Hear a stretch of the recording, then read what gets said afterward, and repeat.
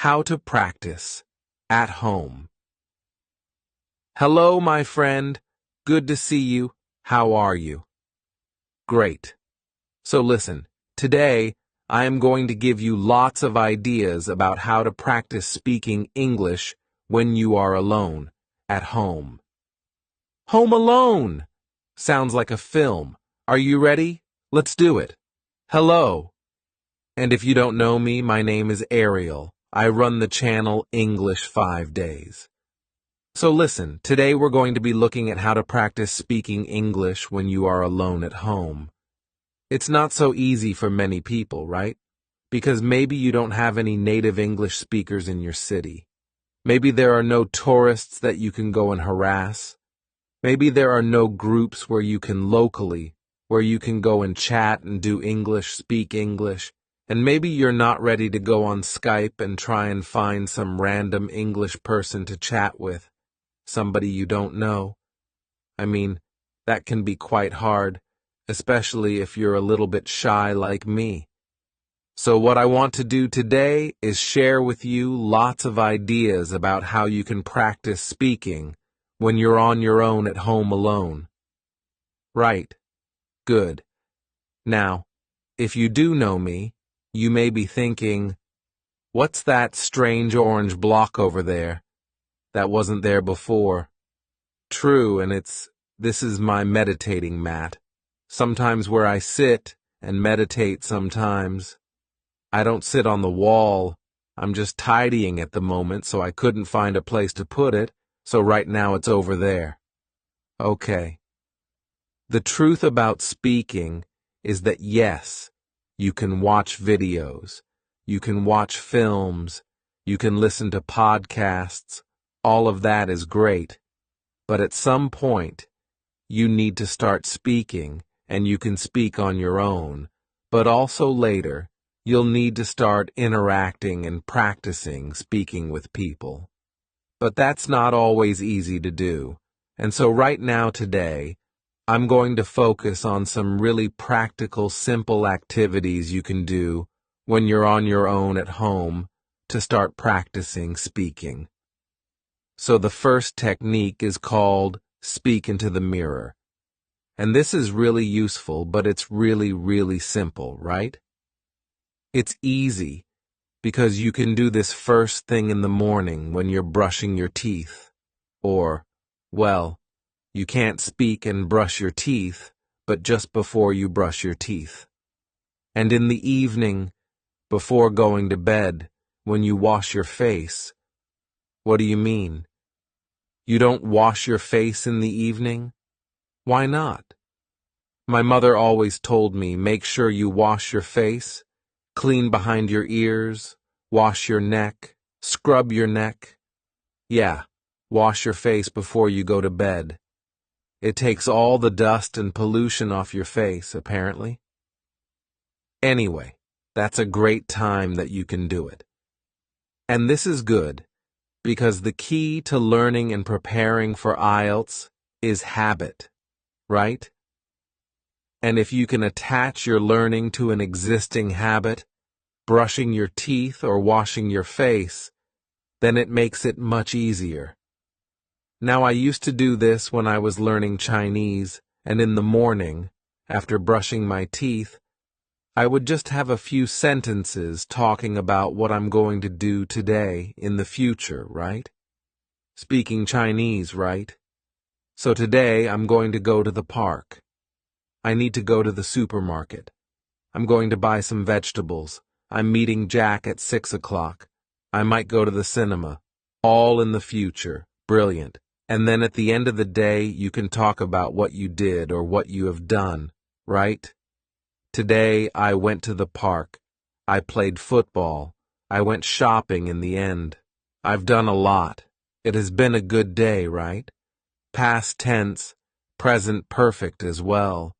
So you can see it's actually great to practice different tenses.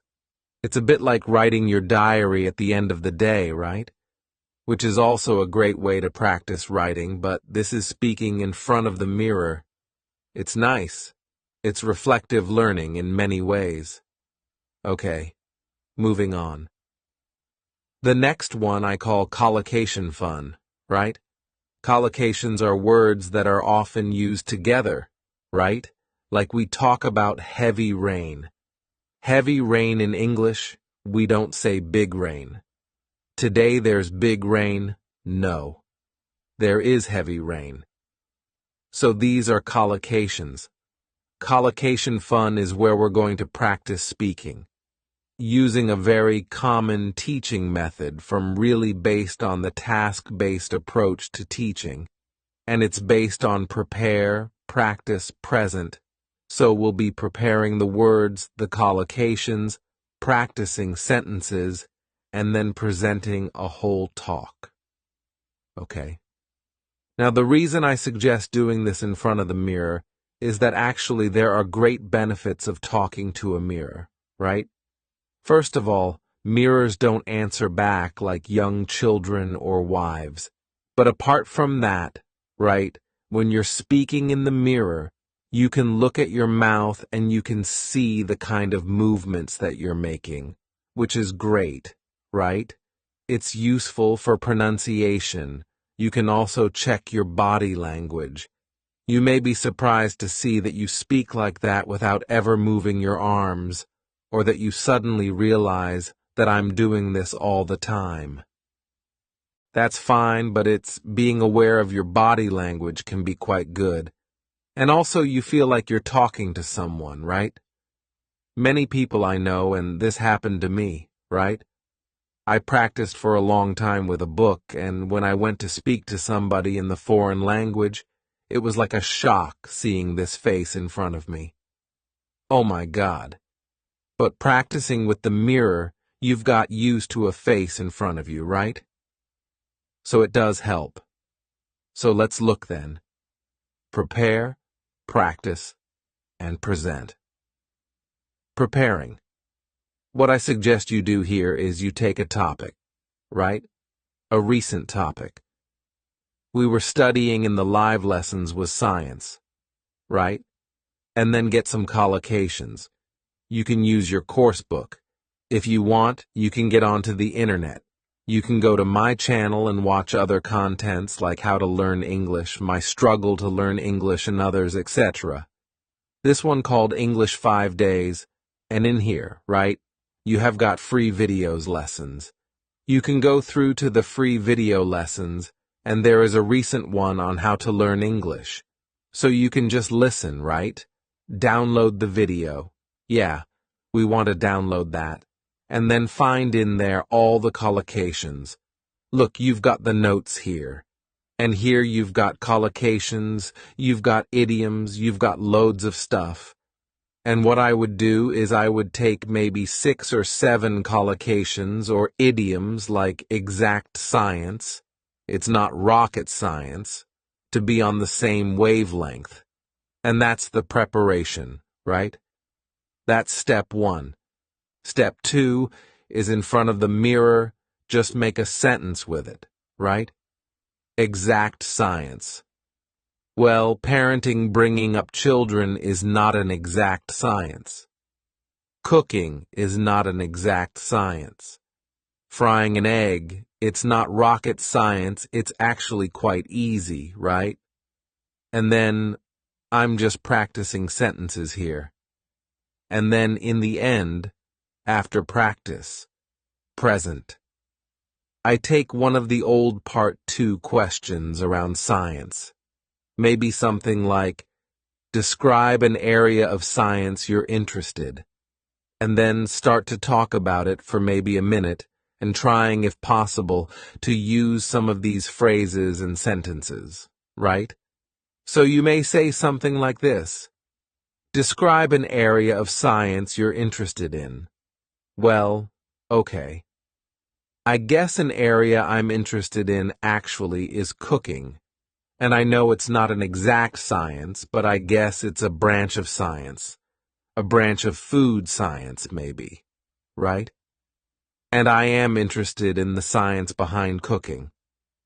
I think it's very interesting. I know with cooking, when you heat things up, they change, and when you mix different things, like sugar and vinegar, You get different levels of acidity and chemical reactions happen. So I think it's really interesting, right? I think chefs and scientists are really on the same wavelength because they're trying to experiment, discover new things, whether it's cooking or new dishes, things like that. I know cooking isn't rocket science, but I am interested in how it works. And so yes, although it's not a hard science, I think it's an interesting area of science for me. So you can see what I'm doing really here is not giving a perfect part to answer. I'm just trying to activate and practice some of these expressions that I've been learning. And that's it, really. So that's it. It's great because that preparing the collocations, practicing the sentences, and then presenting a talk is a really tried and tested method. Do it in front of the mirror. It's great. You get everything. You get the contact with somebody, you. But you can see yourself. You can monitor yourself. It's really, really effective collocation fun. Great. I want to go and do it. It sounds like so much fun. I'm going to do it again right now. I'll be back in a moment. And next up is practice with short audios. Now, I am a big fan of extensive listening, right? Listening to podcasts and films, that's great. But when it comes to speaking, I think short audios are much better. They are bite-sized chunks. They're easy to use, and your concentration is shorter, for shorter periods of time. You can work with, for example, recorded IELTS sample answers. There are many websites have those. Not written, it must be recorded, right? You want to listen and then speak. There's a tool that I've talked about in the past to many of the students here.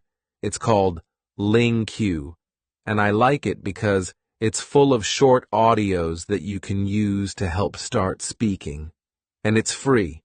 I mean, there is a paid version, but you can get lots of stuff for free, which is great here. So let me show you first of all how that might work. So this is LingQ, okay? I'm not going to explain how it works. You can find that out once you kind of sign up for free. But basically, there's a library. You choose your level here. So let's say I'm going to go intermediate, and you can choose down here different audios to listen to. I've got one of my previous lessons here about sport that I will open up. And let me just show you briefly how it works. We'll just focus on the bit on the left, okay? Okay. Let's try. Hello, Stephen. Hello, Steve. Nice to see you again. Nice to see you again. So what I want you to focus on first is as you listen to the sentence, pick out the stressed words. Nice to see you. Nice, see, you, like to chat a bit about your interest in sports. Chat, interest, sports. So I'm just repeating the stressed words. Chat, interest, sports. Sure. You lived in Japan for quite a few years, I think. Lived, Japan, years, I think. Right about 9 years. 9 years. Okay. So you can see I'm just doing the word stress, and also you can also pick out chunks or phrases that you like or that sound interesting. Years, and I think you lived in different cities. That's right, I lived in Sendai for 4 years, which is a little bit north of Tokyo. A little bit north. A little bit north. That's interesting. Which is a little bit north, right? Not in the north, not located in the north, is a little bit north of. Nice. Tokyo for 4 years and then 1 year down south in Shikoku. Down south. Interesting. Not in the south, down south. Okay. And did you play any sports when you were in Japan? A little bit. A little bit. I love that. A little bit. A little bit. Played a little bit of soccer. I played a little bit of soccer. A little bit of soccer, isn't that great? So you can see I'm picking out either the stressed words or little phrases or chunks that I like, and this is really helping us listen and prepare for speaking. Next, what you'll do after you've finished, if you want, you can check the tape script as you listen again. That's fine. But at the end, what I would like you to try and do is try to repeat the audio or the lesson, giving a summary. So repeating it with your words, not reading, not listening. In fact, you can just close that and focus on your own words, right? Oops. And then after you've done that, and you've done a bit of practice, you could then try to retell the lesson or the story and record yourself. If you're not sure, you can use there's mobile apps to record your voice. There's Vocaroo, which is also a very simple online voice recorder, and recording yourself is great because it puts pressure on you. And that, my friend, is good. Also, you can then, once you've listened back, go and compare to the original lesson or story with the tape script and see if it's different. Did you make a mistake? Instead of saying a little bit of football, did you say a little bit football?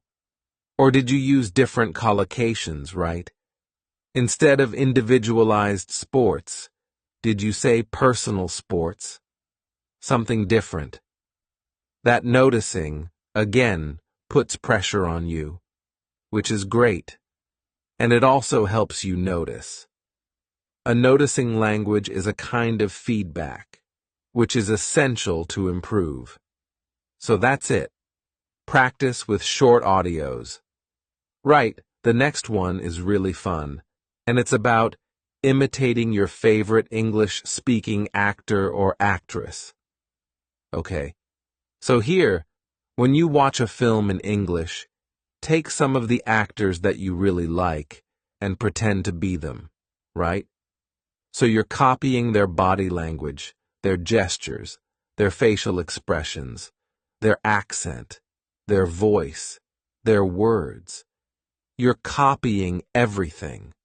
Why does this work? Because it's all about identity. A key part of language learning is your identity as an English speaker. And as students, we often have a mask, or we can create a mask that we hide behind when we speak a foreign language. And this can be very, very helpful to reduce anxiety or stress, especially if you're shy or you don't want to, you're embarrassed of mistakes and of not speaking correctly. When you have this mask to hide behind, it doesn't matter because you're being somebody else, and it's great fun to do this with actors and actresses. Is that actresses? Actresses that you like. Let me show you a very, very simple example. There's a great actor called Rowan Atkinson. You may know him for Mr. Bean, but he plays a myriad of characters, and one of the recent ones is Johnny English, right? Let's have a look at Johnny English. I'm not sure. Let me clear up the uncertainty for you. You haven't. Let me clear up the uncertainty for you. You haven't. Right. So it's that taking the character, try and do the voice and the whole body, and you become that character. And you can do that when you're practicing speaking on your own, right? You probably don't want to do it when you're out and about at the shops or speaking to foreign people. Hello. They'll think you're Johnny English. They think you're mad. But when you're having fun at home, it can be a great way to practice. So that's it. Imitate your favorite English-speaking actor. The next one is to send audio messages, right? Now, if you're using Facebook, WhatsApp, other social medias that have a chat facility, often we send text messages. You probably send them in your own language, but you could think about sending them in English, right? And go a step further. Send an audio message rather than a written message, because that will be practicing your English. Okay. You can do this if you have some friends who maybe speak English or family members. You can have a bit of fun with them practicing sending messages to each other in English or any other language, right? I mean, we do this sometimes. It can be quite fun to do. And the great thing about sending audio messages is it's not like a live phone conversation where the pressure is there.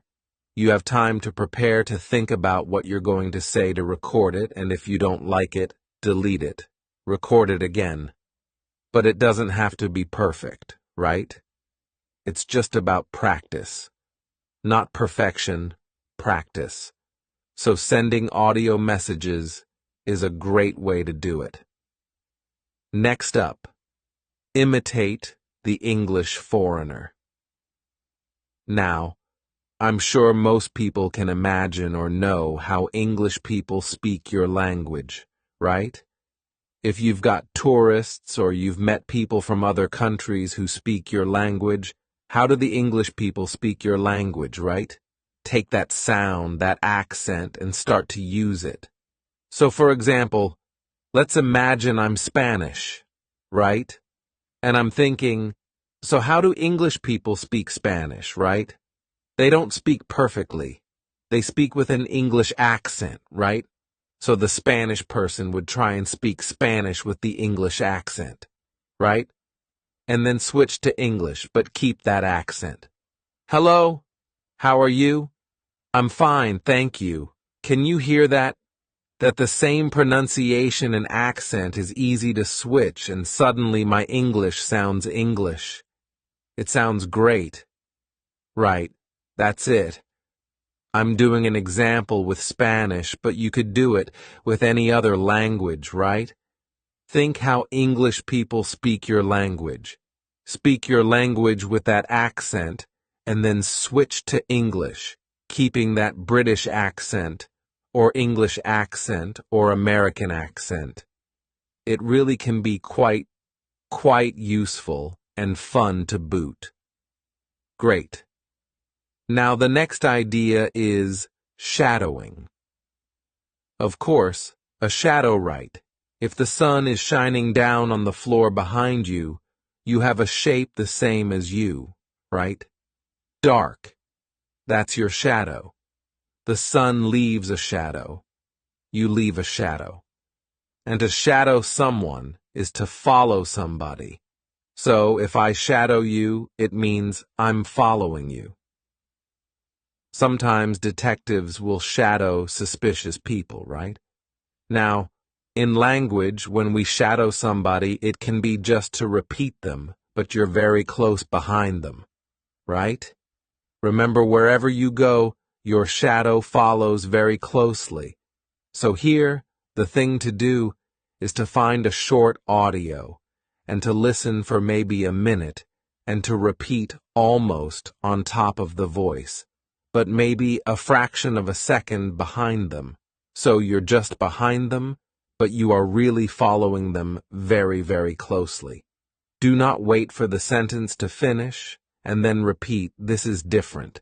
This is being really close behind them, and it forces you to pick up on word stress and intonation, and if you focus on those two things, it really can help build up that speaking skill, word stress, and intonation. Let me kind of demonstrate. So we've taken from Q-lips or Q-lips a little audio. First of all, I recommend you listen to the minute completely so you've got an idea of what it's about. And I've already done that because I'm well prepared. And then second time, you listen and shadow. Let me show you how close we are behind it. I'm going to use my phone so you can hear properly. So Jeremy, let's get into it. Talk about how to talk about pots. how to talk about movies and music and the kind of artwork that enriches our lives. This topic was suggested to us by one of our listeners, and she sends us email, which I will read for everybody. Now it says, okay. I think you get the idea, right? So it's different from wait, listen, and repeat. It's shadowing, following closely. At first it's very hard, but the more you do it, the more you'll be noticing word stress, intonation, even accent. I noticed I was picking up a Canadian accent. About, it's all about. Right, that is shadowing. Let's move on. So, we've had shadowing, right? Now we're going to look at responding. What is responding? Well, put very, very simply, responding is you hear a question, you get an idea, you give an answer. You respond. The biggest problem students have is that they practice. They take a question, they know the question, they've prepared it, and they practice giving answers, right? What happens in the exam? Well, surprise. Surprise, in part 3, you get strange questions you weren't ready for. What do you think of globalization? And what do you do? Well, first of all, have something to say about globalization, right? Make sure you've done a bit of research on the topics. Get some ideas. If you don't know, you can always say, oh, I haven't thought about that, let me see, right? Use a time filler to gain time. Let me see, right? Use a time filler to gain time. But the most important thing is that in your practice, as well as looking at these topics, right, you need to practice responding. Because in part 3 in the exam, the biggest problem students tell me is they don't have an idea. I didn't know what to say. I wasn't expecting that. I just couldn't get my ideas out and speak. So you need to practice responding where you hear a question, you've got no idea what it is, you get an idea quickly, and you answer, right? It's a bit of pressure, but, as I mentioned before, a bit of pressure is good in your practice. Now you can do this if you have a speaking partner, really effectively, right? So what you do is one of you says, I'm going to bring into our next session 5 questions and you don't know what they are. And the other person does the same. You come into your session and you ask each other these surprise questions, and it's a shock at first, but it's like anything. It's like going down the gym. You just practice this, and you build up the skill. If you haven't got a speaking partner, you can do a bit of practice on my YouTube channel, right? If you know my YouTube channel, right? English Spoken Stories, hidden away in the playlists, go on the playlists. There's lots here that you've probably never seen, and at the very bottom, you'll see 2 episodes which very useful for you, right? And then the next question. Let me just play it for you, and you'll see. Let's press shuffle, and it plays automatically. Do you like your hometown? Oh, that's a good question. Do I like my hometown? Yeah, I think my hometown, Manchester, which is up in the north of England, is a very attractive place. There's lots of restaurants and shops. It does attract quite a few tourists as well, and they often come in to see the industrial landscape or the football pitches. We have a famous football team called Manchester United, and Manchester, do tourists like to visit your hometown? Yeah, there are quite a lot of tourists who come to visit my hometown. So you see what's happening, right? It's just automatically asking me the next question, and I practice responding. Because I don't know what the questions are, because it's shuffle, random. So you can practice that. You can also make your own, right? Set up your own YouTube channel.